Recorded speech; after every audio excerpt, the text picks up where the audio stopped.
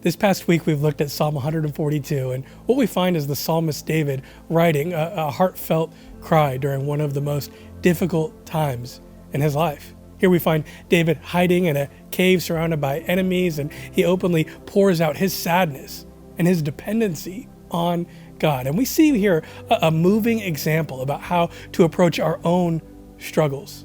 This psalm reminds us that it's okay to bring our deepest fears and sorrows to God. David begins by voicing his complaints and his troubles, showing that God welcomes our honesty and our vulnerability. When we're wrapped in sadness, feeling misunderstood or alone, I think sometimes Christians believe that feeling that way is a lack of faith or trust in God, but no. Like David in the Psalms, we can turn to God with our full hearts.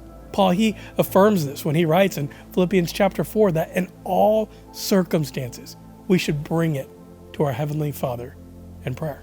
David, he acknowledges his dependency on God, recognizing that human solutions are not sufficient for his situation. And in verse 5, he says, I cry to you, Lord. I say, you are my refuge, my portion in the land of the living. David, he shows the importance of seeking God as our ultimate refuge and relying on him rather than our own strength.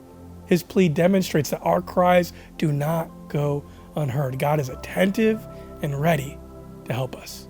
In our most challenging times, this psalm encourages us to lean in to God's presence, knowing he hears us, he understands our struggles, and he offers hope beyond our circumstances.